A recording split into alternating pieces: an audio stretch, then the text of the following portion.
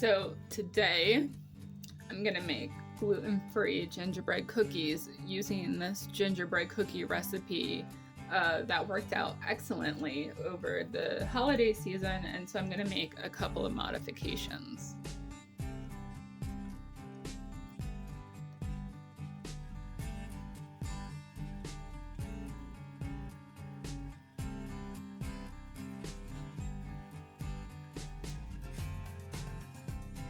And so our ingredients are 3.5 cups of oat flour, 1 tablespoon of baking soda, 1 teaspoon of baking soda, a half teaspoon of salt, 1 tablespoon of ground ginger, 1 tablespoon of ground cinnamon, 1/2 teaspoon of apple pie spice, 10 tablespoons of butter, 1 cup molasses, 1 egg, and some vanilla. I think today I might use powdered vanilla. It's my most favorite thing to bake with. It says vanilla sugar on the package. And the best part about it is that the flavor won't cook out because it's not an alcohol-based thing like our liquid vanilla would be. So because it's powdered flavor or powdered vanilla, it's gonna have a richer flavor. I'm so excited. All right, but the first thing we need to do is make our oat flour. And in my experience, using oat flour as a substitution for any other sort of flour is a 1-to-1 ratio. So the original recipe called for 3.5 cups of flour, and in this recipe, I'm going to use 3.5 cups of oat flour, and I'm going to use my NutriBullet. I love this thing. It does wonders for any sort of kitchen job you have. All right, so we're gonna fill that up, put this on. I like to use it for baking because it blends all the ingredients really quickly.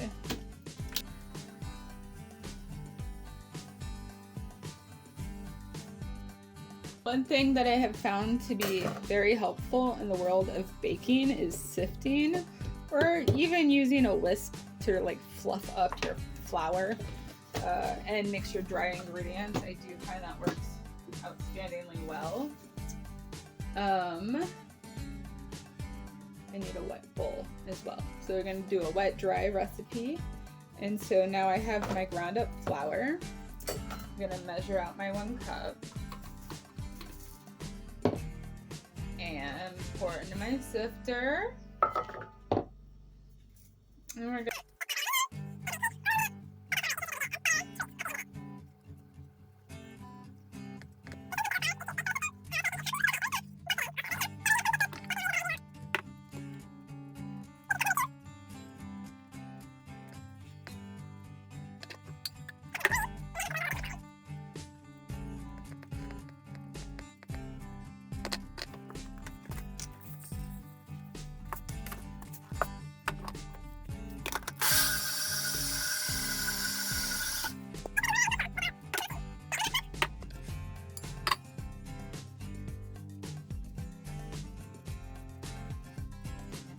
Great.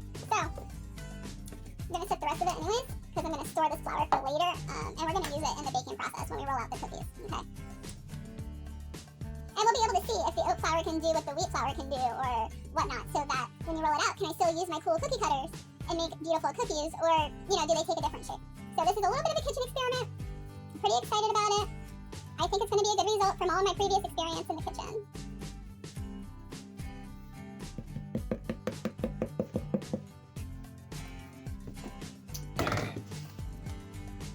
Here we are, oat flour, ready for later.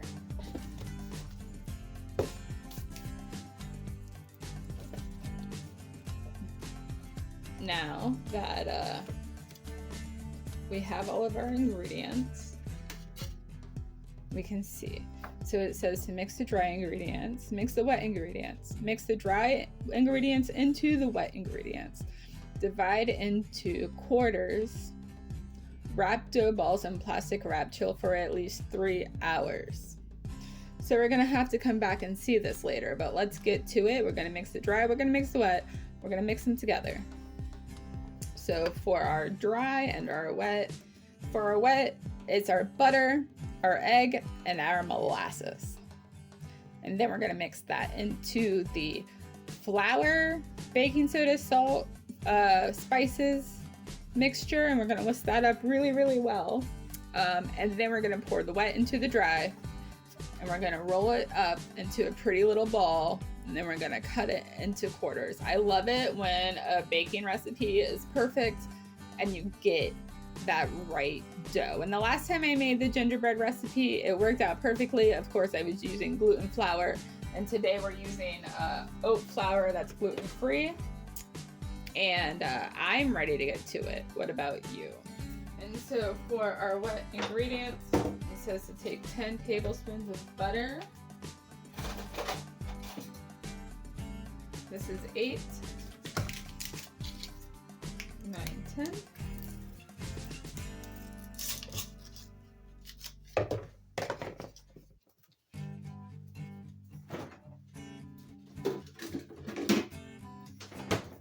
I'm gonna melt it in the microwave for a minute. You guys might not want to do that. You could just have your soft butter and work with it that way. I never remember to take the butter out in time, so I'm just gonna microwave it. It works for me. We all live in this world, and so we have to make our own choices, right?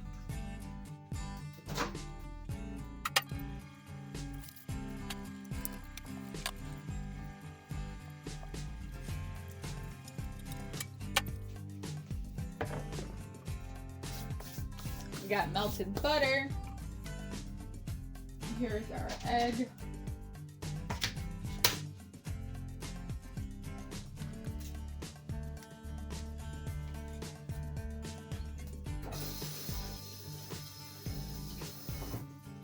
The recipe also calls for 1 cup of molasses.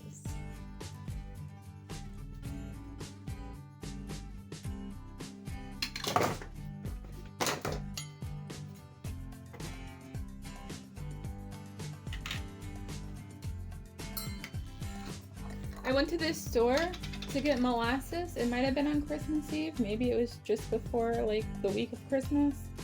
And it was a very good store that a lot of people love to shop at, where shopping is a pleasure. And so like, any rate, they were the only ones who had molasses on the shelf.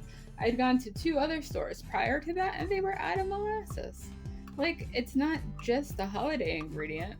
Other people ordinarily use molasses. My grandpa used to put molasses in his hair. That's the memory I have for molasses. He's the only one who ever ate it when I was young. But when I learned that it was an essential ingredient for like chocolate black bean brownies and gingerbread cookies, like I had to have it on hand all the time now. So we're mixing our wet ingredients together. And it's a little something like this. Mixy mix mix.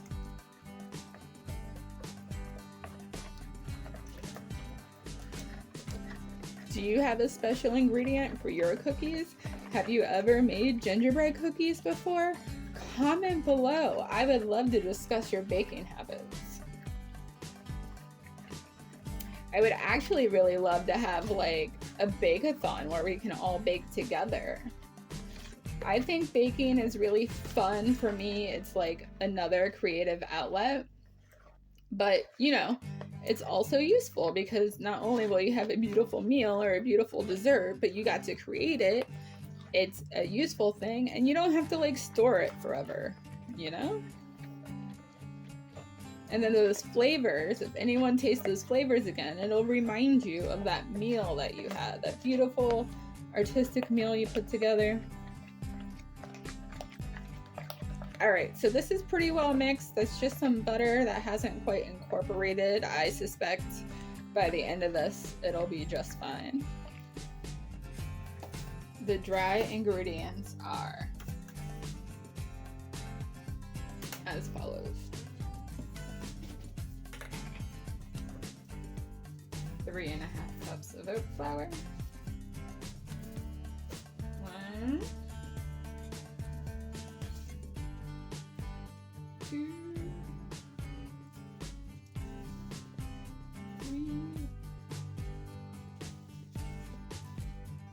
1/2.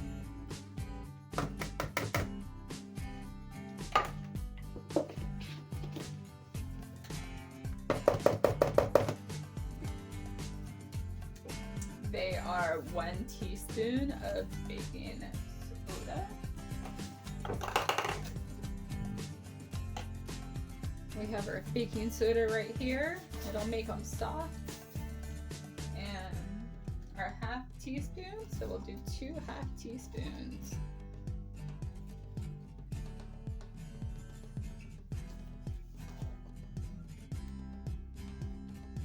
Alright. And then it calls for a 1/2 teaspoon of salt. And my family likes micronutrients, so we're using Celtic sea salt. It's supposed to have a lot of magnesium in it, and that's meant to be great for your brain function. I put a big little 1/2 tablespoon or teaspoon in there. Measure with your heart. What's good for your taste buds? Okay. The next dry ingredient is a tablespoon of ground ginger. Do like that.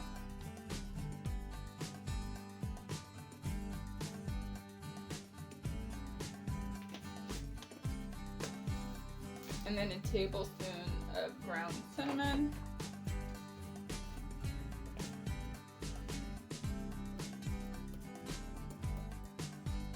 I have more, but I don't want to use it because there's been all those like cinnamon recalls lately, and I feel like the cinnamon I'm using right now is from like before the recalls. You gotta, now this is a nutmeg. I'm gonna do a 1/2 of that to make up for that 1/2 of cinnamon. Alright, and then we're gonna do, this one is a 1/2 tablespoon of apple pie seasoning, which is my absolute favorite. It's my favorite thing to put in a banana nut bread. It definitely amplifies the flavor in an unexpected way. Alright, so our vanilla. Normally vanilla is a liquid, but since we're using this powdered vanilla, it's powdered.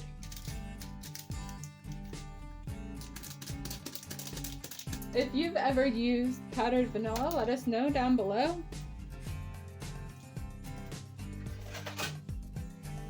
Here's my cute little whisk. Whisk all these dry ingredients together.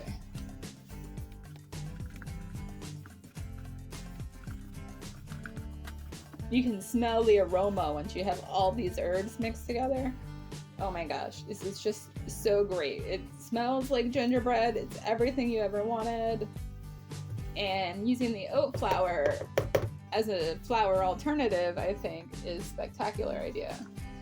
Our next instruction is to mix the dry into the wet. All right. I think the order matters, the layering, so we're gonna listen to the card.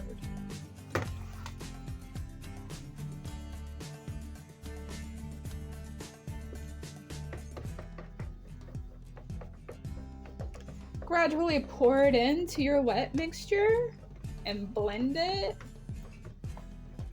Just keep blending these two types of ingredients together, and you'll get, I guess, what science would call a semi-solid. It's not a liquid and it's not a solid, it's a Play-Doh. So I guess it's like semi-solid. Oh, and that's actually a really great thing to call this is a Play-Doh mixture, because when you're done mixing it, it should be like the consistency of Play-Doh. I think the word I was looking for was analogy, but I felt like I was on the spot, so it didn't come out. So like a Play-Doh consistency is what you're really looking for here.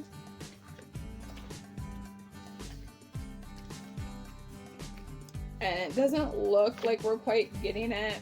And I found in a lot of recipes, I don't know if it's just me, but I have to use more flour than what they have in the recipe.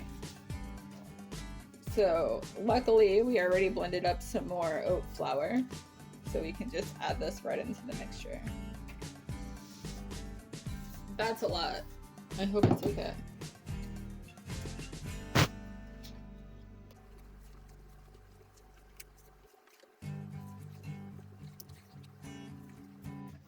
Alright, well, it's getting a lot stickier than it was. It's adhering to itself more. Maybe it's a gluten aspect that we're missing right now, but we're gonna keep going. I'm gonna add some more flour.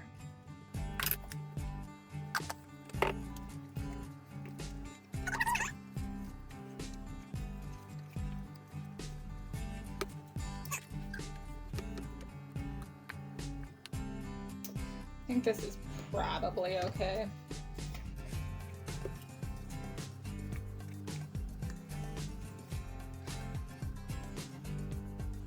The next step is to separate it into quarters and let it refrigerate for at least 3 hours. Overnight is okay. So if you want to make these cookies before, and then when you have company over, you can just pop them in the oven for a quick 20 minutes. Maybe it's even 11 minutes. 11 minutes. All right. So I'm gonna use Ziploc bags or like crescent seal bags to quarter out my dough.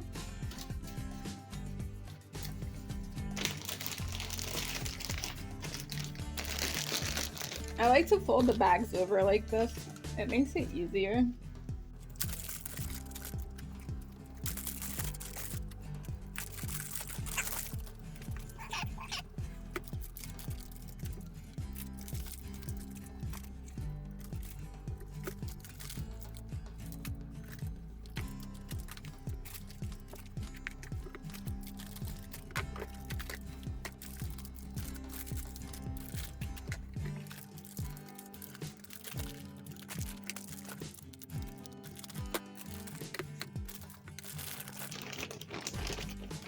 I remember when I made this batch of cookies the first time and I got like this amount of dough, and I was honestly a little sad because I thought it should have produced more volume.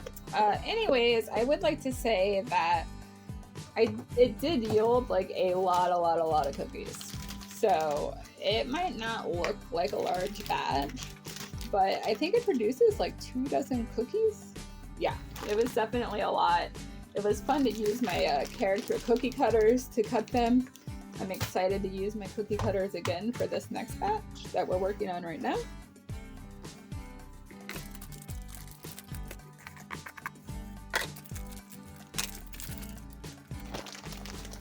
All right, so we gotta wait at least 3 hours before we can roll these out. See you then. All right, you guys, it is the next morning and it's time to roll out my cookie dough. Well, here we have our equipment, our rolling pin, our oat flour, and our cookie dough. Remember, we separated our cookie dough into quarters, and all we have are 2 out of the 4 quarters. So this is just 1/2 of the cookie dough batter. We're gonna use the oat flour to lay it down, and we're gonna roll this out. This isn't quite as easy as using like wheat flour, but it works out okay. And again, we're going for gluten-free, so you know, these are the sacrifices we have to make. Add flour as you go, whatever you need. There's no wrong way to roll out your cookie dough. And what I love about this recipe is the way the dough stays together like this. All right, so here we have our little Ewok cookie cutter. Let's smash that in there, twist it a little bit, and then I'm gonna press the face onto the cookie. Here we are. Doop. And with a little finesse, we have our adorable gingerbread cookie, gluten-free, yeah! And so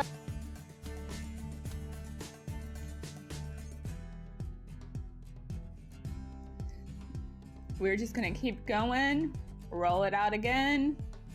If it's too sticky, add some flour, and we're just gonna get right back to it. Press it with the roller. That's just cookie dough. Let's put it back.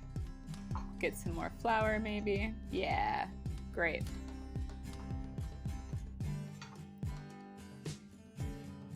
I'm actually in a rush while I'm making this. I have a pre-birthday plan with my aunt today and my mom and my other aunt. It's super fun. And I wanted to make sure that we had gingerbread cookies for our 2-hour drive today. All right, this is so much fun, you guys. I love that this end result is gonna be so cute. You already see that the cookies turned out awesome from the cookie cutter, and we're just gonna keep rolling and keep going and keep rolling and keep going, okay?